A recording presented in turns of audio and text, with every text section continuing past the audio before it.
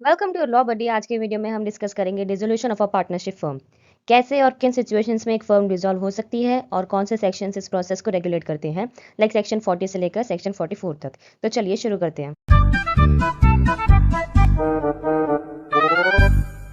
सबसे पहले हम शुरू करेंगे सेक्शन 40 से, जो कि बात करता है dissolution of a firm by the agreement. ये कहता है कि जब सारे पार्टनर्स की कंसेंट से फर्म को डिसॉल्व किया जाता है, उसे कहते हैं dissolution of a firm by agreement, या फिर पार्टनरशिप एग्रीमेंट की क्लॉजेस के according.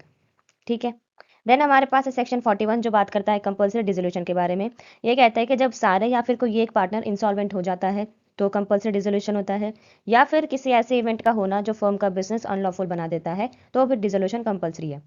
Then moving to section 42, ये कहता है dissolution on happening of certain contingencies. ये कहता है कि जब फर्म फिक्स टर्म के लिए बनी हो और वो टर्म खत्म हो जाए तो डिसोल्यूशन होगा, या फिर फर्म किसी पर्टिकुलर वेंचर या अंडरटेकिंग के लिए बनी हो और वो काम कंप्लीट हो जाए तो डिसोल्यूशन होगा, या फिर कोई पार्टनर की डेथ हो जाती है, या फिर कोई पार्टनर इंसॉल्वेंट हो जाता है। ठीक है। देन हमारे पास है section 43, which talks about dissolution by the notice. ये कहता है कि अगर फर्म पार्टनरशिप एट विल पर है तो कोई भी पार्टनर रिटर्न नोटिस देकर फर्म को डिसॉल्व कर सकता है।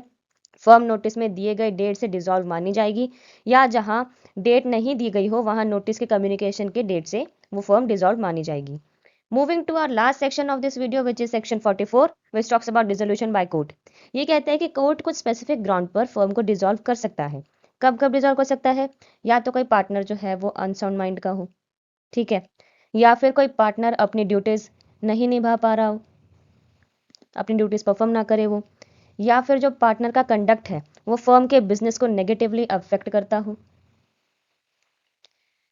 या फिर पार्टनर एग्रीमेंट का रिपीटेडली ब्रीच कर रहा हो। और एक और ग्राउंड है बिजनेस का प्रॉफिट जो है वो लॉस में कन्वर्ट हो रहा हो, या फिर कोई पार्टनर ने अपना इंटरेस्ट किसी थर्ड पार्टी को ट्रांसफर कर दिया। नेक्स्ट है हमारे पास कि जब कोई पार्टनर जानबूझ के डेलिबरेटली बिजनेस की रेपुटेशन को हार्म कर रहा हो। और एक लास्ट ग्राउंड है कि अगर कोई भी ऐसे जस्ट एंड अनइक्विटेबल ग्राउंड्स हो जहां कोर्ट समझे कि फर्म को डिसॉल्व कर देना चाहिए, तो वो फर्म डिसॉल्व हो जाएगी। ठीक है।